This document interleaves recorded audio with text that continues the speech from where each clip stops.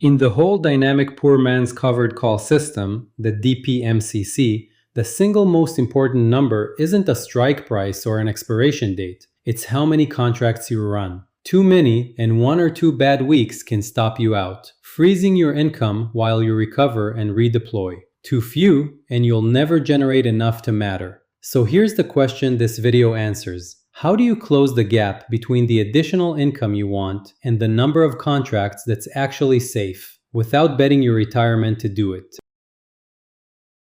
Every retiree running this strategy feels the same pool. On one side is the additional income you want, the money that bridges the gap between the lifestyle you'd like and what Social Security and your pension actually cover. On the other side is what your savings can safely carry without one market drop doing real damage. This whole video assumes you have savings you're ready to put to work. And it's about resolving the disagreement between those two numbers honestly, because that gap is there for almost everyone who isn't super wealthy. Let's anchor the safe side using a $250,000 portfolio so you can scale it to your own. One contract. A single long leap with its weekly call draws about $150 a week, collected every Friday when we close this week's call and open next week's. That's 0.2% of the market value it controls, at SPY near $750 in July 2026, about $600 a month per contract. We built that $600 number step by step in our earlier video, $150 a week, $600 a month. Now, at 1x leverage, where you control about as much market as your account is worth, a $250,000 portfolio runs 3 contracts. That's your safe baseline, roughly $1,800 a month. Now the gap. Your safe baseline is about $1,800 a month, but say your lifestyle wants $5,000 a month on top of Social Security. That's a gap of more than $3,000 every single month. And it doesn't shrink if you're richer. A bigger portfolio usually comes with a bigger lifestyle, so the gap scales right along with you. What you do about that gap is the real lesson, and the tempting move is exactly the wrong one. The tempting move is to just buy more contracts. Each one pays $600 a month, so run enough of them and you hit any number you like. To force $5,000 a month, you'd need 8 contracts. $160,000 deployed, about $4,800 a month, almost your target. But that's 64% of the account, pushing you well past our 50% limit and cutting your reserve from half the account down to about a third. You haven't run out of money, you've quietly dismantled the recovery fund that keeps you in the game through a crash. Every serious source on this strategy says the same thing. Size for the crash, not for the income. The contracts you pile on to hit a number are exactly the ones that force you to sell at the bottom. Here's the better way to think about it. Leverage just means how much market you control compared to your account. Own 100 shares of SPY outright and you're at 1x your money. Our long leap controls those same 100 shares for about a quarter of the cash. So with half your account deployed, you control roughly twice your account in market value. Call that the 2x setting. Deploy only a quarter of your account, those 3 contracts, and you're at 1x. It isn't on or off. It's a dial you set deliberately. And this is why we can turn that dial further than most advisors would allow. We don't rely on small size to survive a crash. We rely on a hard rule. If our net loss, after the surplus premium we've banked above your weekly paycheck, reaches 25% of what we put in, we're out. No debate, no hoping. Because we never deploy more than half the account, that 25% stop works out to about 12.5% of your total money, even at the full 2x setting. The stop, not the size, is what caps the damage.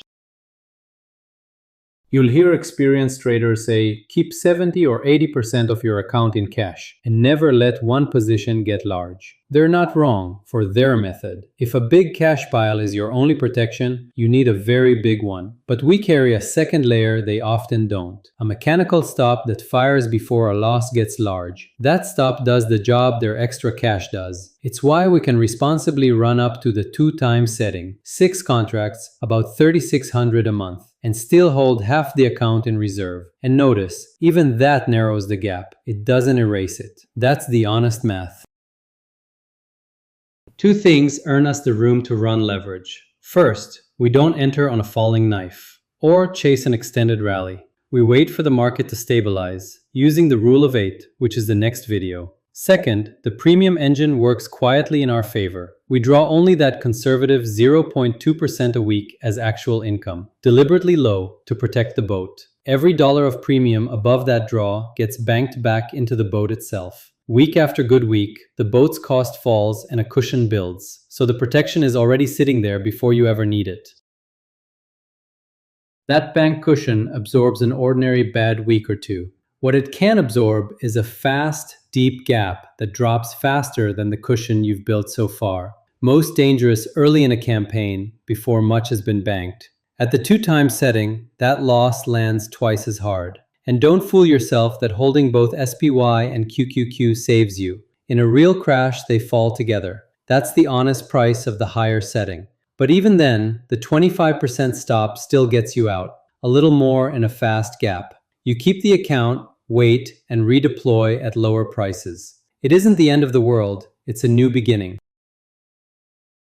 So here's the map, and you scale it straight off your own portfolio. On $250,000, the safe baseline is 3 contracts, about $1,800 a month. The responsible maximum is 6 contracts, about $3,600 a month, with 4 and 5 contracts stepping evenly in between. You can run these on SPY, on QQQ, or both. Those are the only 2 we've cleared for this. Back in, the only 2 assets safe enough. Holding both isn't crash protection since they move together. It just keeps you from being all in on a single index. Double your portfolio, double the contracts. Half of it, half. The percentages never change, only the dollars do. Now, how you get there matters as much as where you land. Start with 1 contract. That's your operational learning phase. Then add the second, then the third, which puts you at 1x leverage. Then, only if you need the income, a 4th, a 5th, a 6th. Never go in all at once. And here's the part nobody warns you about. Scaling is one of the hardest things to do, because as you add contracts, the drawdowns in raw dollars get frighteningly large, even though, as a percentage, they're exactly the same. And one more thing about how you get there. The premium you don't draw isn't snowballing into more contracts. It's going into the boat as protection. You scale up by putting more of your existing reserve to work, 1 contract at a time, up to the 50% limit, not by adding new money. That half of your account you didn't deploy is not lazy money. In treasury bills, it earns a real yield while it waits. And more importantly, it's your recovery fund. It's the cash that lets you hold a contract through a stop and buy back in when everyone else is being forced out. The reserve is what turns a crash from a wipeout into an opportunity. Protecting it is the whole point of sizing. So let's put it all together on a $250,000 portfolio. Start with 1 contract to learn. 1x leverage is 3 contracts, about $1,800 a month. The responsible maximum is 2x leverage, 6 contracts, about $3,600 a month. And you climb from 1 to 6, 1 contract at a time, never all at once. Size to survive first and let the income follow. The most you should hold is the number you can carry through 2 bad weeks, or even a bad month, and still sleep at night. That's almost always fewer than the number that hits your target on paper. The contract you didn't add is the best crash insurance you'll ever own. Next time, we tackle when to start. The rule of 8, the entry signal that keeps you from chasing a rally or buying into a falling market, and how to get paid while you wait for it. If this helped, subscribe so you don't miss it. And remember, this is educational only, not financial advice. Options trading involves substantial risk.